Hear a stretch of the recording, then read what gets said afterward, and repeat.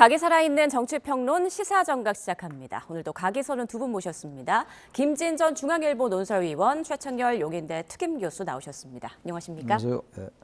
자, 먼저 어제 진행된 윤 대통령 탄핵 심판 8차 변론기일 얘기부터 좀 해보겠습니다. 어제 유의미한 증언들도 꽤 나왔던 것 같은데 두 분은 좀 어떤 점을 가장 눈여겨보셨는지 궁금해요. 네, 먼저 말씀해 주시죠. 조태현 국정원장이 제기한 홍장원 차장에 대한 여러 가지 신빙성의 문제들, 메모 논란, 그리고 홍장원 차장이 인사청탁을 했다는 부분들, 그런 것들이 상당히 예민한 논란거리가 됐고, 특히 또 제가 주목한 것은 헌법재판소가 직권으로 증인으로 채택한 유일한 조성현 수방사 경비단장. 예. 이 단장이 대령인데 윤석열 대통령에게는 대단히 불리한 증언을 했어요. 예. 이진우 수방사령관으로부터 본청에 진입을 해서 의원들을 끌어내라는 지시를 분명히 받았다. 그래서 저는 이것이 상당히 이번 헌재 재판 과정에서 핵심적인 증언 중에 하나로 될 것 같습니다. 네, 최 교수님께서는 어떠셨어요? 저도 마찬가지예요. 조성현 어제 그 수방사 제1경비단장. 네. 거의 쐐기를 박은 것 같아요. 직접 끌어내라. 내부로 들어가서라고 이제 확인해서 물어보니까 다시 내부로 들어가서 끌어내라라는 지시가 있었다라고 얘기했고, 그 부분이고, 그 다음에 어제 김몽식 전 서울청장은 서울경찰청장이죠. 예. 많이 부인을 합니다만 그 김영현 전 장관이 준 문건에 22시 땡땡, 22시에 국회 이렇게 적혀 있다는 걸 봤다는 거 아니에요. 네. 여러 가지가 있었어요. 그 내용이 있었는데 일단 본인은 그것만 봤다는 거예요. 22시 국회라는 얘기는 어쩌면 국회와 관련돼서 의원들을 끌어내라는 것과 연결시킬 수 있어요. 김몽식 전 서울경찰청장이 다른 걸 많이 부인했다 하더라도, 그리고 난 다음에 이제 MBC와 이제 여론조사 꽃 이런 것들은 나중에 보도 보고 알았다 이런 얘기를 했는데, 김몽식 전 서울경찰청장이 대통령이 유리한 그런 증언을 하려 했던 것 같은데 이 말도 대단히 결정적인 것 같아요. 네, 알겠습니다. 그리고 어제 그 메모도 마찬가지고 말이죠. 네. 그 정도가 인상적이었습니다. 좀 하나씩 자세히 보겠습니다. 자, 어제 또 김건희 여사와 조태용 원장이 주고받았다는 문자, 그리고 홍장원 전 차장의 음주 관련한 이야기도 주목을 받고 있는데요. 관련 내용 듣고 오시죠. 계엄 전날인 12월 2일 날 대통령 영부인으로부터 문자를 두 통 받아요. 그리고 그날은 답장을 못하고 그 다음날 증인이 답장을 보냈어요. 그건 무슨 내용인지 기억나십니까? 뭐가 남아 있으면 그걸 보시면 판단이 되지 않을까 싶습니다. 예, 국정원장이 영부인하고 왜 문자 주고받습니까? 자주 있는 일은 아니었습니다. 결국 메모가 4가지가 있는 셈입니다. 그래서 그렇게 되면은 홍장원 차장이 이게 좀 굉장히 중요한 일이라고 저도 헌재 기록을 보니까 지난 화요일 아주 구체적으로 설명을 했는데 그 내용의 뼈대가 사실과 다른 겁니다. 저희가 확인을 해보니까 11시 6분이면 홍장원 차장은 거기가 아니고 그 청사에 있는 본인 사무실에 있었습니다. CCTV로 확인을 했습니다. 원장이 국내에 있느냐 해외 지금 미국에 출장 중인가에 대한 그 오해 때문에 이 전화가 부득이하게 돼가지고 지금 이렇게 시끄러워진 것 같습니다. 참 그런 점은 대단히 안타깝게 생각하고요. 국정원장이 해외에 있는 줄 알고 홍장원 1차장한테 이제 그 원장 부재 중이니까 원 잘 챙겨라라고 얘기를 한 이유는 이제 그런 전화 하려고 전화했는데 안 받습니다. 그리고 한 20여 분 있다가 이제 전화가 오는데 제가 전화를 딱 받아보니까 홍장원 1차장 목소리가 저도 반주를 즐기는 편이기 때문에 딱 제가 보니까 벌써 술을 마셨어요. 본인도 인정했고. 자, 새롭게 내온 내용입니다. 그러니까 12월 2일, 그러니까 계엄 선포 전날 김건희 여사가 조태용 국정원장에게 문자를 보냈고 조 원장은 그 다음 날 답장을 했다는 얘기거든요. 이 부분 좀 어떻게 들으셨나요? 근데 조태용 원장이 얘기한 것처럼 대통령 부인이 국정원장에게 그 문자를 보내는 게 아주 이례적이잖아요. 예. 적절치도 않은 것 같기도 하고 어떤 부분에서 말이죠. 그러면 다른 것들이야 수시로 이제 문자를 안 오거나 연락하면 잘 기억이 안 날 거예요. 안부 전화 정도 하거나 그러면. 근데 저 정도라면, 그리고 계엄 전날이고 말이죠. 그렇다면은 적어도 기억을 반추하면 내용을 기억할 수 있을 것 같은데 그 기억을 얘기를 안 하는 것도 전 수상쩍어요. 과연 뭐라고 얘기를 했을까? 예. 그렇다면 지금 대통령이 계엄 전에 뭐 김건희 여사와 이 계엄에 관련돼 가지고 논의를 하고 그런 부분에 대해서 조태용 원장에게 문자를 한 건지 뭐 그런 유추도 가능하긴 하죠. 그러나 뭐 전혀 단정할 수도 없는 거죠. 우리가 알 수가 없는 거긴 합니다만 저 부분도 아주 저것도 좀 많이 이제 나중에 즉사 저게 뭐 수사 대상일지 그것까지 모르겠습니다만 네. 수사 대상은 아니겠죠. 저 부분도 아무튼간에 이 계엄에 관련해 가지고 이따 얘기가 나올지 모릅니다만 명태균 게이트라고 관련해 가지고 김건희 여사가 많이 포함되어 있으니까 명태균 씨와 통화한 내용 이런 것들 때문에 혹시 상의한 건 아닌지 그런 유추는 가능하지 않을까라는 생각이 들긴 네, 드는데 지금 뭐 여러 추측들이 네. 나오고 있습니다만 근데 아무튼 어떤 내용인지 알 저 수는 없죠. 기억을 못한다는 게 전 이해가 안 가요. 그렇게 아주 이례적인 그런 문자인데 말이죠. 예. 네. 자, 그런데 뭐 최근 이상민 전 장관의 말도 그렇고 이전에 나온 내용으로는 김건희 여사가 이제 계엄 내용을 미리 알지 못했다 이런 내용들이 좀 많았는데 이번 문자를 통해서 좀 미리 인지하고 있었던 게 아니냐 이런 의구심이 좀 나오는 것 같아요. 의구심이 상당히 증폭될 수밖에 없죠. 그런데 제가 잘 이해가 되지 않는 게 저것은 기억의 문제가 아니라 기록의 문제 아닙니까? 그리고 아니 헌재 재판정에서 그 국회 소추인단이 왜 조태용 원장에게 그 현장에서 물어보지 않았는지 지금 조 원장 당신 핸드폰을 지금 가지고 있을 거 아니냐? 왜냐? 국정원장의 핸드폰은 압수되지 않았으니까요. 수사 대상이 아니니까. 핸드폰은 항상 가지고 있으니까. 그러면 핸드폰을 한번 꺼내봐라. 하고 해서 이렇게 꺼내가지고 검색만 하면 돼요. 김건희 내지는 뭐 VIP2 내지는 영부인 이렇게 하면 그 사람과 문자 주고받은 게 몇 날 몇 시 그것도 나오고 문자 내용도 그대로 나오잖아요. 삭제를 안 했으면. 삭제를 하면 더 이상해지는 거고. 그러면 소추인단이 지금 그걸 꺼내서 문자를 한번 읽어봐라. 무슨 내용인지. 아니 그렇게 하면 제가 봤을 때는 명백하게 다 해결이 될 문제를 아니 기억이 나지 않는다. 이게 말이 안 되잖아요. 기록이 있는데. 자 그리고 조태용 원장은 국정원장 가기 전에 대통령실의 국가안보실장을 지냈습니다. 그러니까 그전에는 이제 주미대사를 지냈고 그러니까 김건희 여사가 대통령실의 국가안보실장이라든가 비서실장, 정책실장들하고는 잘 알고 소통을 했을 것이니까 두 사람이 모르는 관계가 아니에요. 아는 관계고 친할 수도 있습니다. 어떤 경우에는 소통을 많이 했으면 친할 수도 있기 때문에 문자를 한 거예요. 모르는 국정원장한테 문자를 한 게 절대 아닙니다. 그러면 꽤 친밀한 사람한테 문자를 할 내용이 뭐였느냐? 이틀 후에 미국 방미하니까 인사 문자를 보낸 거지. 그것도 말이 안 되고 대통령 부인이 무슨 국정원장 미국 방문하는데 인사 문자를 보냅니까? 계엄 하루 전이라는 게 대단히 이상하고 예. 그리고 그 다음날 문자에 답장을 보냈다는데 그 내용도 그대로 기록을 까면 쉽게 알 수 있는 것인데 저는 김건희 여사가 상당히 의심을 받을 만한 행동을 또 했다. 이렇게 판단합니다. 네, 지금 의구심만 가득 쌓인 채 지금 궁금증이 커지고 있는 그런 상황인데, 자 어제 이제 증인 신문 과정에서 좀 크게 다뤘던 부분이 홍장원 전 차장의 메모, 그러니까 체포 대상 명단 메모가 아닐까 싶습니다. 조태용 원장은 홍 전 차장의 메모가 4가지 버전이 있다면서 좀 신빙성을 많이 흔드는 모습 그런 증언들을 했는데 어떻게 들으셨나요? 맨 처음에 그 포스트잇에 적은 게 있고 그런 다음에 이게 잘 안 보이니까 보좌관한테 다시 쓰라고 그랬던 거 아니에요. 예. 정서하라고 그랬다. 그런 다음에 또 다음 날 기억나는 것만 적어봐라. 그런 다음에 또 가필한 거. 이 4가지가 있는데 이제 맨 처음 건 없앴다는 거 아니에요. 그래서 3가지가 남아있다는 건데 찢어버렸다라고 찢어버렸다는 건데 들었다. 3가지가 3개의 메모가 있다라는 건데 나중에 조태용 원장이 그 결국은 이제 그 쪽지에서 14명 명단의 이름을 본 것 같다 이런 얘기를 또 했어요. 그러니까 지금 이 쪽지가 왜 그 보좌관한테 쓰라고 그랬냐, 그다음에 다음날 또 기억을 더듬어서 쓰라고 그랬냐, 이것도 좀 납득은 좀 안 가긴 해요. 내가 쓴 거 내가 갈겨 쓴 건데 남이 잘 보기도 어려울 것 같고. 근데 문제는 이겁니다. 지금 어쨌든 그게 지금 메모가 왜 있느냐 없느냐가 왜 중요하냐. 과연 그 정치인 체포를 지시했느냐 안 했느냐 그게 지금 쟁점 아니에요. 예. 그래서 이거 잠깐만 서로 그렇죠. 따지는 거 아니겠어요? 근데 아무튼 간에 이뿐만이 아니라 조지호 어제 경찰청장에 나오지 않았어요. 불출석을 했는데 조지호 경찰청장의 검찰 그 신문 조서를 보면 말이죠. 이런 내용이 굉장히 많이 나와요.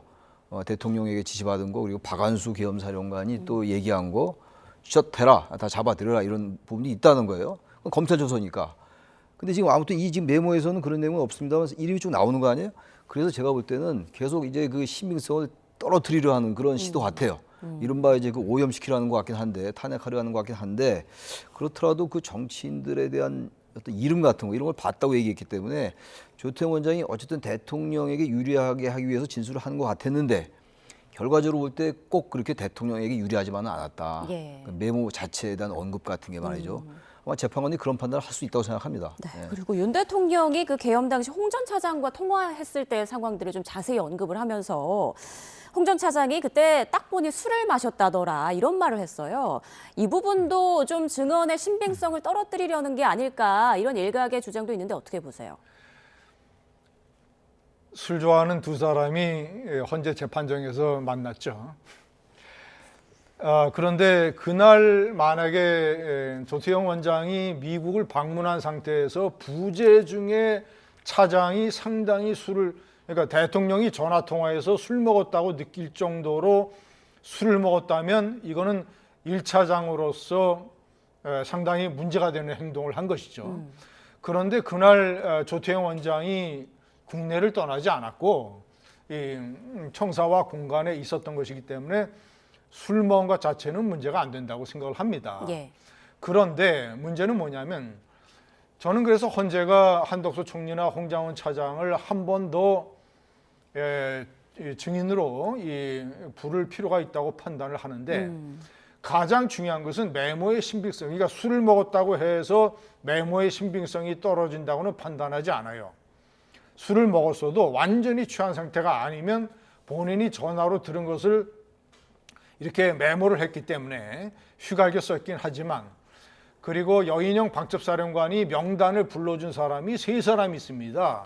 홍장원 차장뿐만 아니라 조지호 경찰청장 그리고 방첩사의 이 준장 합수단장 이 3사람에게 명단을 불러줬기 때문에 체포 대상 명단 14명 내지 16명이 있었다라는 것은 크게 의심할 만한 여지가 없어요. 그래서 홍장원 차장의 메모도 신빙성이 크게 의심받는 건 아닌데 네. 문제는 뭐냐면 조태영 원장이 제기했던 그 시간이 불일치한다는 것.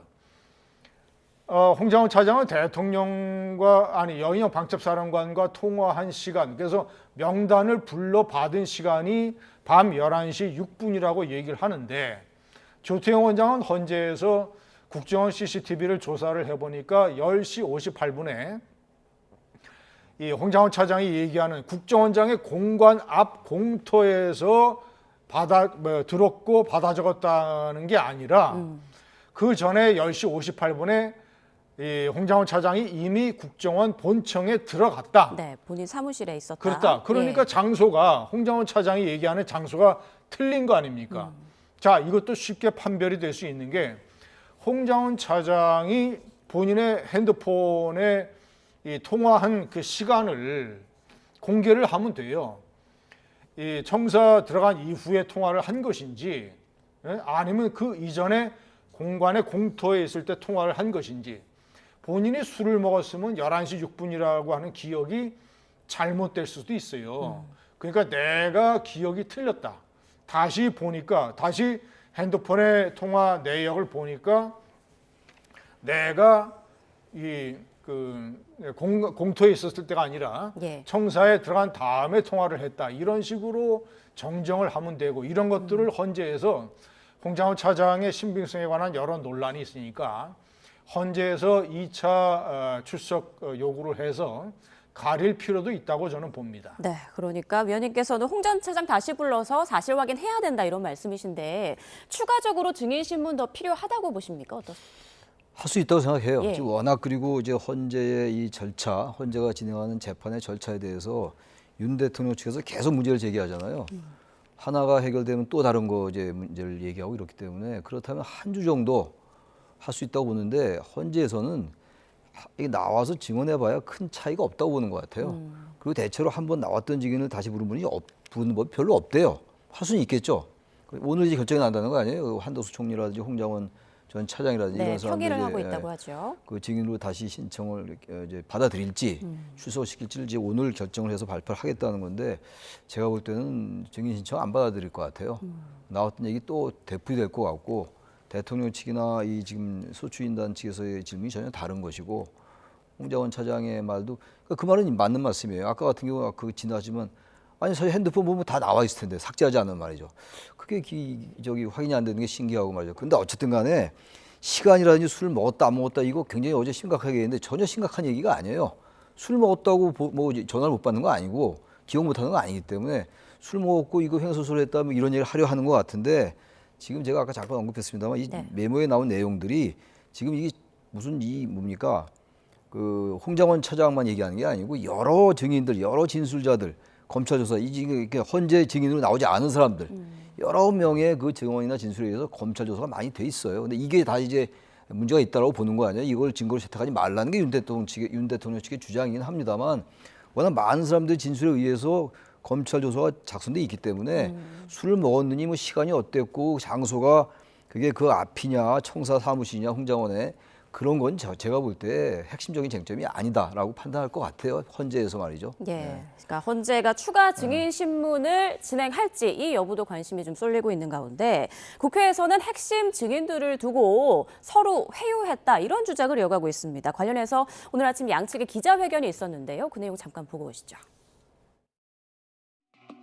민주당 조국혁신당은 김현태 단장을 내란 혐의 국정조사특위 청문회에 또다시 부르는 것에 대해 반대합니다. 성일종 국민의힘 의원이 어제 12일 대정부 질문에서 언급한 곽종근 회유 주장은 명백한 거짓입니다.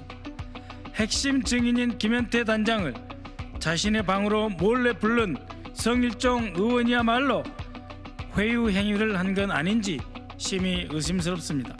민주당 의원들 주장대로 제가 전달한 김현태 단장 발언이 새빨간 거짓말이라면 하루빨리 김현태 단장을 국회로 불러 진실을 확인해야 하는 것 아닙니까?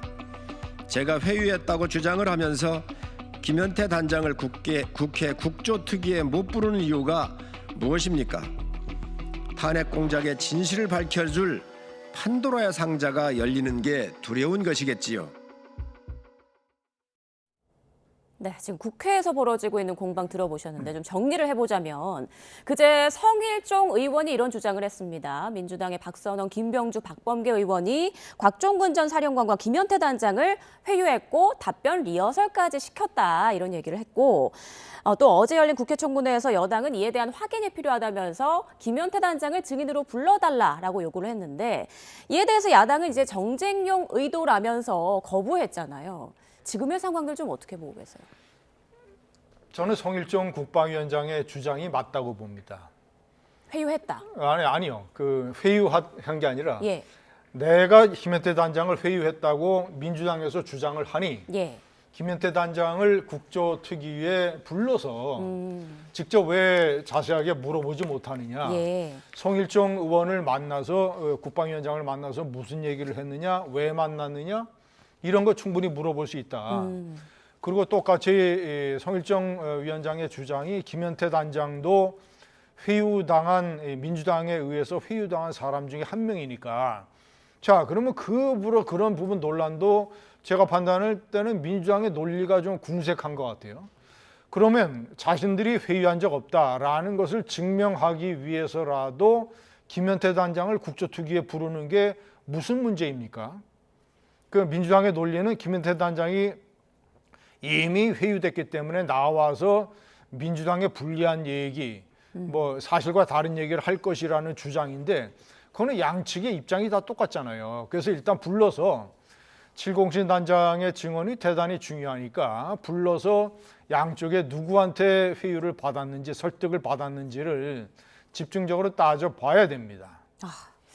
교수님 생각 어떠세요? 김현태 단장이 지난해 12월 9일 날 계엄되고 이제 며칠 예. 있다는데 그때 그 전쟁 기념관 앞에서 기자회견했죠. 그때 했던 얘기가 뭐였냐면 국회의원들이 모이고 있단다. 그리고 연락을 받았다는 거예요. 자기가 150명을 넘으면 안 된단다. 그러니까 안 되면 들어가서 끌어낼 수 있겠느냐 이런 뉘앙스였다 이렇게 얘기를 했는데 이 변론기일 2월 7일 6차 변론에 나와서 그렇게 얘기를 안 했어요. 끌어내란 말을 들은 적이 없다. 그러니까 김현태 단장은 뭐 어떤 생각에서 그랬는지 몰라도 지금 완전히 증언을 바꿨어요. 진술을 지금 말이죠. 본인이 얘기했던 기자회견 때 했던 얘기와 저기 헌재에서의 변론 때 한 얘기가 전혀 달라요 지금. 이런 상황이기 때문에 김현태 단장이 만약에 나온다 하더라도 김진희 의원 말씀이 일리가 있죠. 그러려면 들어보자. 들어보는 건 나쁘지 않으니까. 그리고 판단이야 각자 하는 것이고 국조야 뭐 이제 그 헌재는 아닙니다만 불러올 수 있는데 불러도 이제 이런 걸로 볼 때 이렇게 너무나 완전히 달라진 걸로 볼 때 게다가 케이블 타이 이거는 인원을 포박할 목적이었다고 본인이 얘기했었다고요. 12월 9일 날. 근데 변론 때는 문을 봉쇄할 목적이라고 얘기했어요. 그 말 자체가 약간씩 바뀌는 게 아니라 완전히 달라요 지금. 본인의 기자회견 때 본인이 발언한 것과 김현태 단장이 국회에서 한 발언과 아니 기자회견 때 발언과 헌재에서 6차 변론 때 한 얘기가 완전히 다르기 때문에 김현태 단장이 나와봐야 이런 식의 이제 얘기를 할 거고 그렇다면 이게 민주당이 유리한 얘기만 할 거 아닌가라고 해서 이제 거부하는 것 같아요. 그렇죠. 예, 아니, 여당이 유리한 얘기만 예. 할 게 아닌가 해서 지금 아까 그 박원선 의원이 예. 박선호 의원이 거부하는 것 같은데 김현태 단장의 말은 신뢰하기 대단히 어려워요. 이건 명백하게 다르기 때문에 얘기 자체가 어느 게 맞는지 모르겠습니다. 제가 볼 때는 12월 9일 날 기자회견 때 눈물을 글썽거리면서 한 얘기가 공산이 커요. 사람이 그때 시기적으로 볼 때 지금 많이 흘렀다고요. 시간도 많이 흐르고 그야말로 프레임이 탄핵 공작이다 뭐 이런 판 아니에요 지금.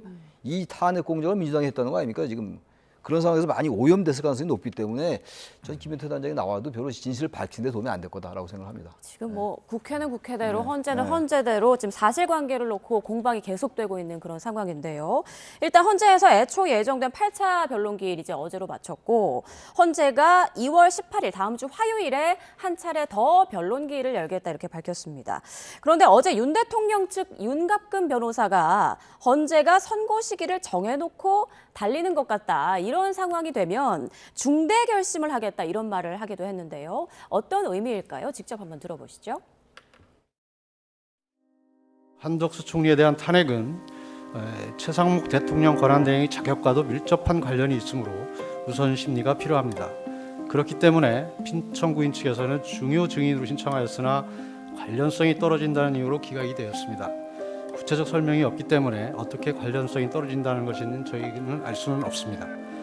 그리고 투표인 명부와 실제 투표자 수 일치 여부 검증은 부정선거를 둘러싼 각종 의혹을 해소할 수 있는 가장 효과적인 방법임에도 이유 없다는 이유로 기각되었습니다.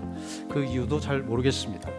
지금 헌법재판소는 헌법재판소법을 비롯한 명문의 법률 규정들을 위반하여 재판을 진행하고 있으며 지금과 같은 심리가 계속된다면 대리인단은 중대한 결심을 할 수밖에 없다는 점을 말씀드립니다. 중대한 결심 어떤 의미일까요?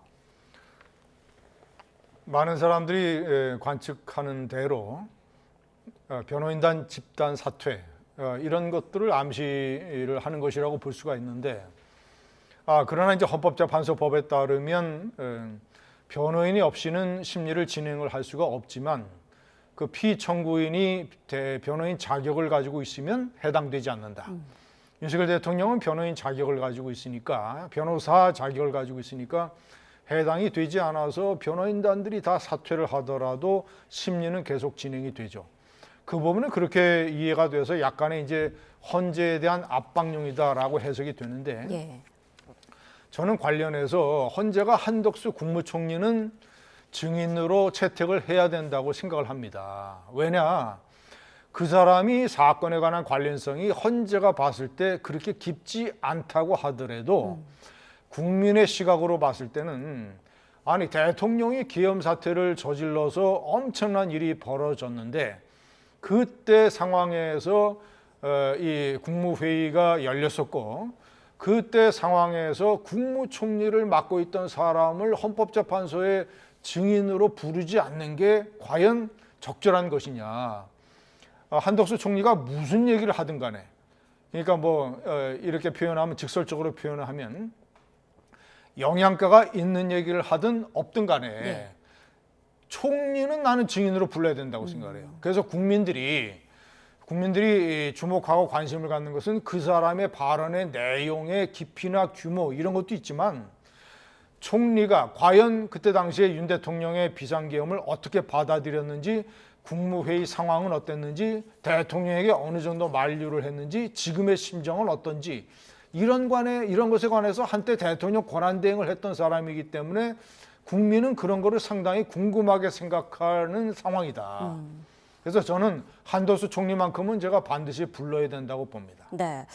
자, 그런데 이렇게 여당에서 계속 헌재의 어떤 절차적 공정성을 계속 문제 제기하고 있는 그런 상황에서 만약에 탄핵이 인용된다면 이 결과를 여권과 윤 대통령 지지층에서 과연 받아들일 수 있을 것인가, 더 심각한 국민 분열이 일어나지 않을까, 이런 우려도 나오고 있거든요. 우려는 다 만삼이 하고 있는 거예요. 예. 그야말로 지금 이제 여권에서 대통령 측에서 계속 그 명분을 쌓는 것처럼 보이는 행동들을 많이 하잖아요. 발언도. 지금 중대결심이라는 것도 마찬가지예요. 중대결심이라는 게 변호인 사퇴일 텐데, 그래서 이게 뭐 그렇지 정말로 변호인들이 사퇴할지 모르겠습니다만, 만약에 인용이 된다면 기각이 되면 더 걱정일 것 같아요. 기각이 되면 대통령이 복귀하는 거 아닙니까? 복귀한다면 대통령이 과연 리더십을 행사할 수 있을까요? 그리고 과연 대한민국이 온전할 수 있을까라는 생각이 들어요, 저는 개인적으로. 근데 만약 인용이 돼도, 인용이 되면은 이제 그 지금 뭐 전환기 씨라는 사람이 한 얘기가 있잖아요. 인용이 되면 헌재가 뭐 휩쓸어 버린다든지 뭐 이런 얘기를 하고 있는데, 그거야말로 선동이라고 좀 봐요. 그래서 대단히 위험한 건데, 지금이라도 그래도 국민의힘 말이죠. 예. 지금 너무 많이 나간 것 같아요, 국민의힘이. 이제 대통령을 비호하고 두둔하는 데 있어가지고. 그래서 그런 분열을 최소화하기 위해서라도 국민의힘이 조금씩 이제는 스탠스를 좀 바꿀 때가 됐어요. 언제 결정이 날지 모르고 결론을 모른다 하더라도 전 뭐 이런 말씀을 드리는 게 어떨지 모르겠는데, 방송에서 전 인용될 가능성이 대단히 높다고 봐요. 대단히 높다고 보기 때문에 거의 99.9% 인용될 것 같아요. 제 개인 생각은 그래요. 뭐 다를 수도 있습니다만, 그렇다면 국민의힘 의원들도 그렇고 지도부도 그렇고 이 사태, 이 계엄이 끝났고 지금 이제 헌재 재판이 끝난 다음에 상황을 좀 봐야 될 거 아니에요. 조기 대선으로 갈 거 아닙니까? 그럼 그때 어마어마하게 이 분열이 벌어질 텐데, 자꾸 그 부분을 부추기고 그런 측면이 너무 많아요, 지금 국민의힘이. 저는 우경하다, 극우하다 이런 표현 안 쓰겠어요. 그야말로 나쁜 길로 가고 있다, 국민의힘이. 차라리 우경화되면 나아요. 차라리 뭐 이민자 배척한다든지 소수 인종을 배척한다, 이런 식의 이제 유럽식의 극우화, 그것도 아니에요. 지금 올바르지 못하고 자꾸만 두둔하고 있는 거 아니에요? 그러니까 점점 국민들의 분열은 가셔야 되고, 그리고 점점 12월 3일 날 비상계엄에 대한 위헌 불법적인 거는 다 사라지고 있는 거, 흩어지고 공중에 흩어지고 있어요. 뭐 저기 술을 먹었느니 안 먹었니 이런 얘기, 아주 부수적이고 지엽적인 게 문제의 본질이 있냐, 본말이 호도되는 이런 상황을 계속 간다면 말이죠. 나중에 정말 이 돌아오기 어려워요. 저기서 국민의힘에 큰 역할이 있다. 지금이라도 대선에 승리하기 위해서라도 그렇고 지금이라도 입장을 좀 바꿔라, 서서히. 네. 그런 말씀을 드리고 싶어요. 자, 말이 나온 김에 김 의원님께도 좀 여쭤볼게요. 지금 국민의힘에서 문영배 대행의 그 고등학교 동문 온라인 카페에 음란물이 게시됐다, 이런 의혹을 제기하고 있고, 또 문영배 대행에 대한 탄핵안을 발의하겠다, 뭐 이런 말도 하고 있는데, 이런 국민의힘의 입장과 주장에 대해서 좀 어떻게 생각하시나요? 문영배 대행이 그 고등학교 동창들 카페, 온라인 카페에 마지막으로 접속한 기록이 2012년인가 뭐 그렇다고 해요. 그래서 이제 문제가 되는 것은, 물론 이제 그런 카페에 많은 사람들이 보는 그 카페에 음란물이 게시되고 누군가가 댓글을 달고 하는 것은 대단히 문제가 많은 그런 일이죠. 아마 제가 판단할 때는 형사법적으로도 문제가 될 겁니다. 자, 그럼 이제 도덕적인 문제 제기가 하나 있을 수 있겠죠. 만약에 최근에까지 그런 것들을 만약에 문영배 대행이 본인이 접속을 해서 클릭을 해서 봤거나 아니면 댓글을 달았거나 이러면, 이것은 이제 헌법재판소장 대행 이전의 판사로서 어떤 이 도덕성의 문제가 제기가 되는 건데, 현재까지 알려지고 문 대행이 밝힌 바에 따르면 그것을 클릭을 해서 보거나 댓글을 단 적이 없다는 거 아닙니까? 그러면 그 부분에 대해서는 이제 좀 그 책임이 면해지게 되는 것이고, 뭐 이런 것들이 이제 헌재에서 수사 요구를 했기 때문에 카페에 대한 수사가 진행이 될 것이고, 또 누가 저 회원들만 들어갈 수 있는 카페에 누가 해킹해서 들어갔느냐, 이런 것에 관한 수사도 이루어져야 되는 것이며, 왜냐하면 동창회 카페들이 많잖아요. 예. 그러니까 카페에 관심 있는 사람들이 많으니까 해킹 여부도 수사가 돼야 되고, 그런데 결론적으로 따지면 이제 계속 문영배 대행의 어떤 자격에 관한 시비들이 많이 제기가 되는데, 그 중에 하나가 추가가 됐지만 이것이 본질적으로 뭐 탄핵 소추의 사유까지 되지는 않을 것이다. 네, 자 그럼 탄핵 심판 이제 끝을 향해 달려가고 있는데 국민 여론은 어떤지 자 오늘 나온 갤럽 여론조사 결과 함께 좀 보겠습니다. 그래픽 띄워주시죠. 자 먼저 윤 대통령 탄핵에 대한 의견, 네 찬성이 57%, 반대 38%로 나왔습니다.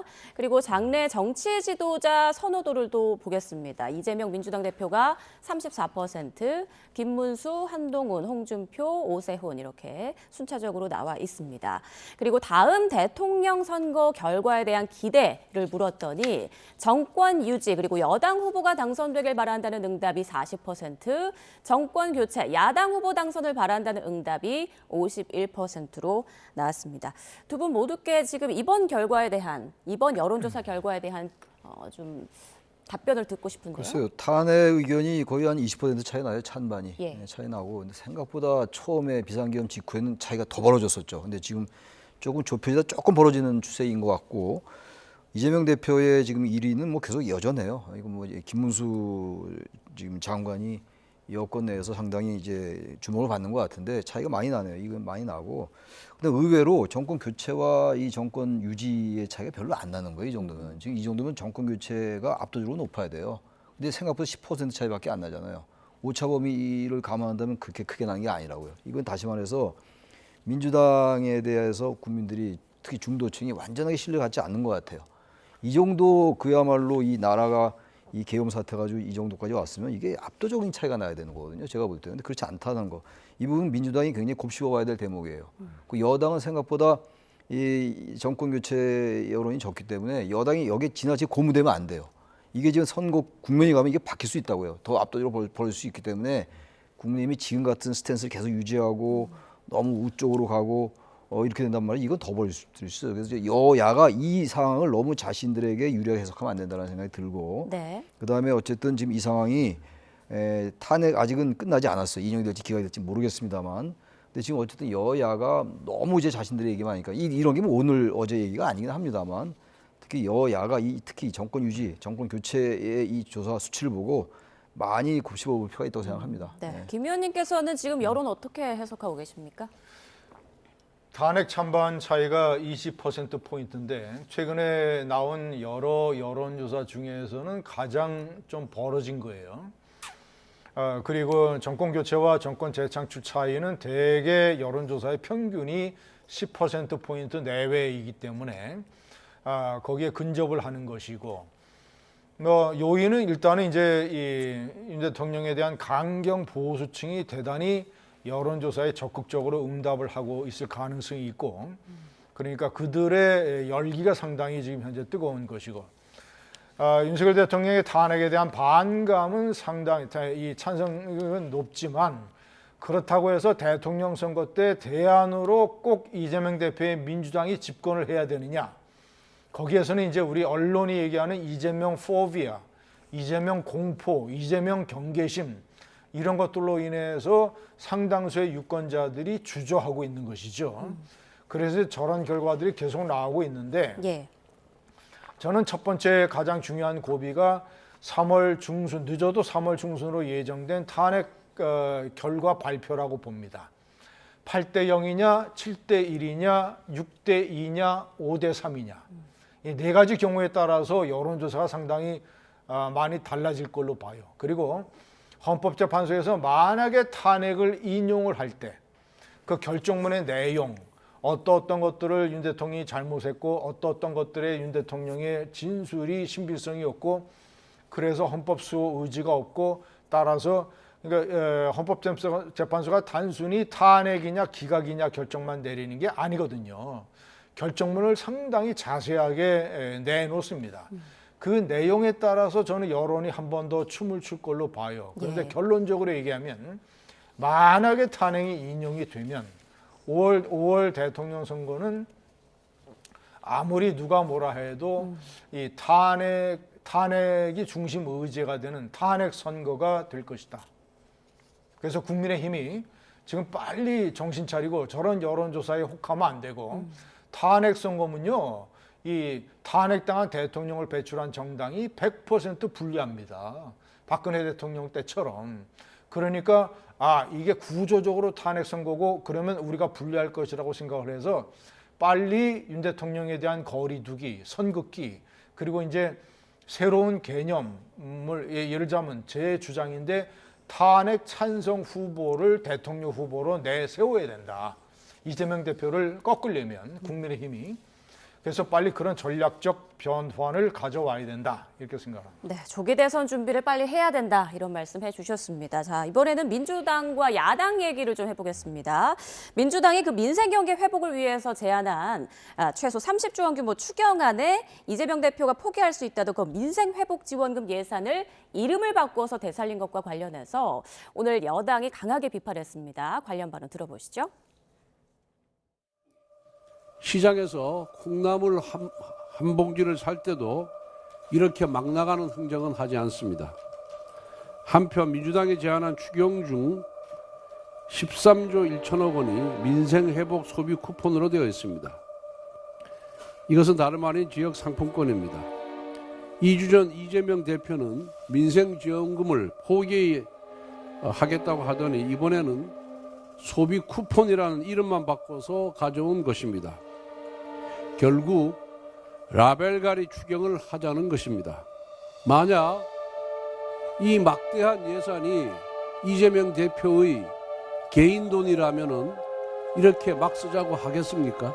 자기는 과일값, 빵값이 아까워가지고 경기도 예산, 경기도 법인카드를 사용한 사람 아닙니까? 삭감한 예산안들이 대개 다 뭐 특경비니 특활비니 예비비니 그런 건데 예비비 늘리고 특경비 늘리고 특활비 늘리면 민생 경제 살아나고 경제가 회복이 됩니까?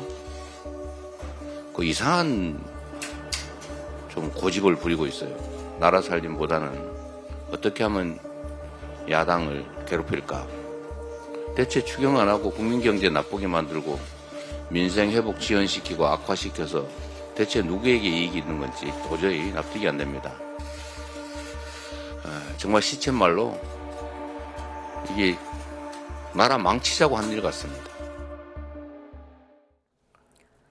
네, 포기할 수 있다던 25만 원 민생지원금 소비 쿠폰이라고 이름만 바꾼 거 아니냐. 라벨가리 추경이다. 이렇게 국민의힘에서 비판하고 있는데 먼저 민주당의 지금 이런 행보에 대해서부터 좀 얘기해 주시죠. 지금 추경에 대해서는 대체로 합의가 되고 있는 것 같아요. 해야 된다. 추경 편성의 당위성에 대해서는 여당도 반대하는 상황이 아니라고 저는 알고 있는데 25만 원 이게 문제예요, 항상.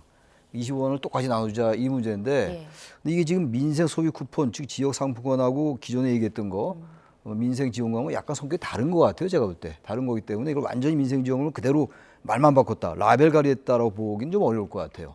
만약에 이 부분이 있다면 이건 여야가 큰 방향에서 추경에 대해서 합의하는 부분이 있단 말이죠. 이 부분 좀 상의하면 돼요. 협상하면 되고 타협하면 되는데 일단 이제 야당이 얘기를 하면 여당은 뭐 반대부터 하는 거니까 A로 얘기하면 또 B란 논리를 갖다 대서 반대하고 B란 논리를 얘기하면 또 A란 반박 논리를 얘기하고 이런 국면이에요. 지금 제가 볼 때는. 그래서 이 부분은 추경의 방향이 맞다면 이게 정말로 또다시 민생지원금이라고 생각하면 이걸 야당과 다시 협의해서 바꿔야 될 거예요. 야당도 민생지원금 포기하겠다고 얘기했었잖아요. 근데 이 부분조차도 민생 소비 쿠폰 이거조차도 다시 또 생각할 수 있다는 게 야당 입장이기 때문에 막무가내로 이건 무조건 안 된다라고 이 추경 자체를 완전히 원점에서부터 부인하는 것처럼 들리는 거 이런 건 바람직하지 않은 것 같아요. 권선동 원내대표의 발언이 말이죠. 예. 지금 야당은 명태균 특검법을 발의하지 않았습니까? 여기 안에 좀 국민의힘 대선 주자들도 많이 포함돼 있어서 대선 주자들에게 또 파장이 있지 않을까 뭐 이런 얘기도 있는데 어떻게 보십니까? 명태균 특검법은 저는 최상목 대행이 거부를 해야 된다고 생각을 합니다. 저것은 일단 특검이라고 하는 것은 수사와 기소 권한이 행정부에 있다라고 하는 헌법 정신을 위배하는 것이기 때문에 어떤 특검도 지극히 예외적인 상황에서 신중하게 해야 됩니다. 예. 현재 창원지검에서 대규모로 수사를 하고 있고 그리고 명태균 씨 이 신빙성이 별로 없는 명태균 씨의 한마디 한마디에 춤을 추면서 야당이 특검을 해야 된다라고 정치적인 공세를 하는 것은 아니 특검 발족에 한 달 걸리고 그리고 특검이 최대 3개월 활동을 할 수가 있고 그리고 특검이 피의 사실, 수사 사실을 매일매일 브리핑을 할 수 있고 그리고 그 특검의 대상이 되는 명태균과 관련됐다고 보도되고 있는 인물들이 오세훈 서울시장, 홍준표 대구시장, 그리고 이준석 전 대표, 윤상현 의원, 이러이러한 사람들에다가, 그리고 무슨 뭐 명태균 사단이라고 명태균 씨가 주장을 하는 정치인 이 연락처가 100여 명이 있다는 거 아닙니까? 자, 그러면 그런 수사를 하게 되면 대통령 선거, 만약에 5월 달에 조기 대선이 있게 되면 대통령 선거 때까지 매일매일 특검이 브리핑을 하면서 국민의힘의 어떤 의원과 어떤 사람들이 소환이 되고 수사를 받았고, 명태균 씨의 핸드폰이 어떻고, 녹취록이 어떻고, USB가 어떻고, 그리고 무슨 뭐 김건희 여사와의 통화 내역이 어떻고, 이런 것들을 대통령 선거 때까지 가지고 가겠다는 건데, 1997년에 대통령 선거 때 한나라당에서 김대중 후보의 거액 비자금을 폭로를 했습니다. 예. 그때 김영삼 대통령이 어떤 결단을 내렸냐면 검찰총장에게 지시를 해서 이것은 대통령 선거에 영향을 줄 수 있으니까 대통령 선거 이후로 수사를 미뤄라, 수사를 하지 말아라 라는 결정을 김영삼 대통령이 했어요. 그러니까 대통령 선거를 앞두고 이런 식의 특검을 하는 것은 정치적으로 매우 부적절한 것이다. 네, 알겠습니다. 지금까지 김진전 중앙일보 논설위원, 최창열 용인대 특임교수와 함께했습니다. 고맙습니다.